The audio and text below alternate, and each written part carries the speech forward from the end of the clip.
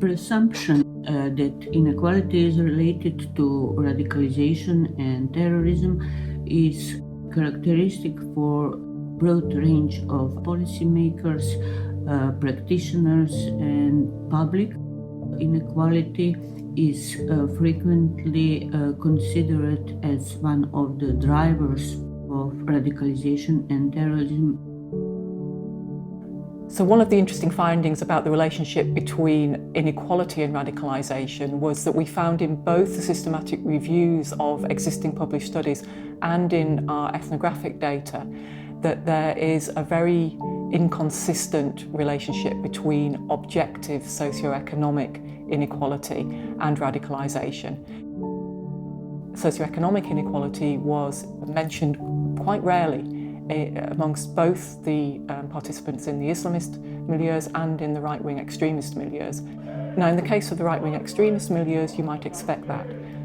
Equality is often not seen as an ideal, and inequality is quite often naturalised in their discourses, so it's not something that they would then talk about as being a problem.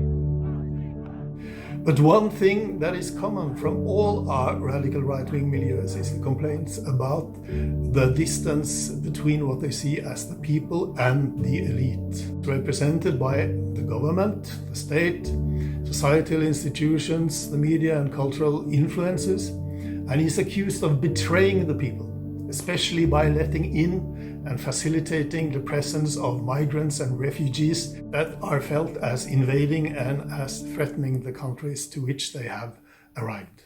But this is complicated by another more or less shared feature.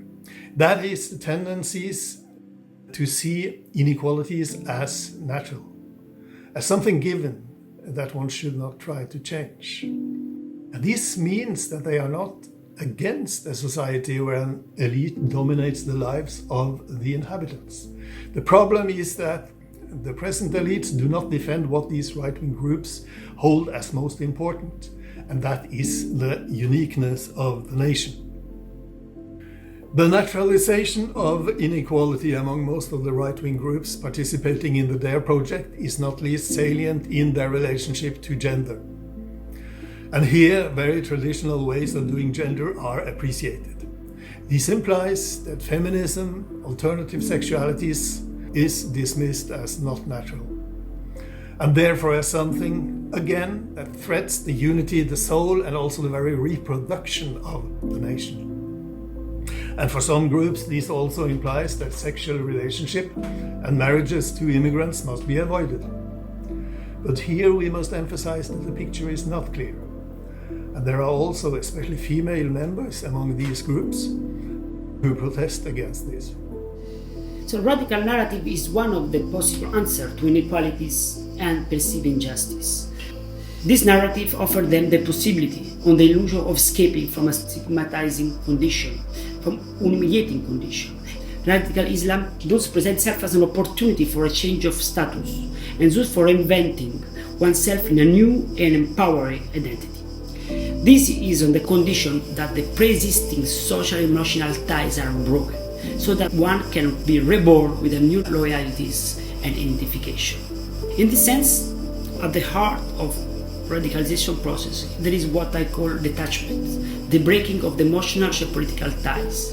Is at the heart of radicalization, it constitutes a process by which individuals become detached from ties, which connect them to social and territorial space.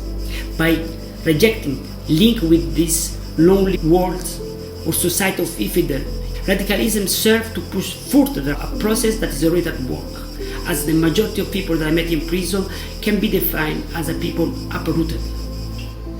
The most consistent relationship that was identified in the systematic review of existing studies was actually between subjective social and political inequality rather than either objective or subjective socioeconomic inequality.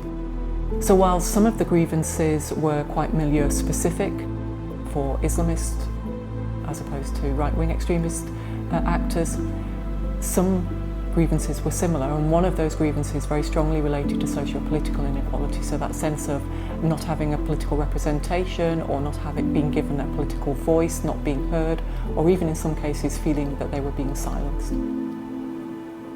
So I would say that in general we find little evidence of a direct relationship between financial or economic situation and radical ideas.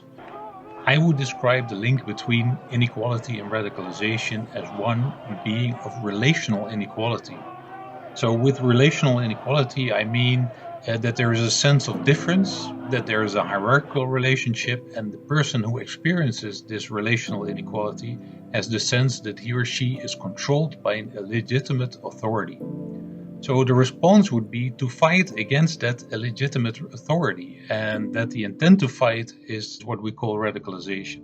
And it is perceptions of injustice, but it is real for persons who feel as targets of injustice. Also, policymakers should be aware that counter-terrorism measures itself may evoke a feeling of discrimination, injustice, grievance, and thus contribute to radicalization.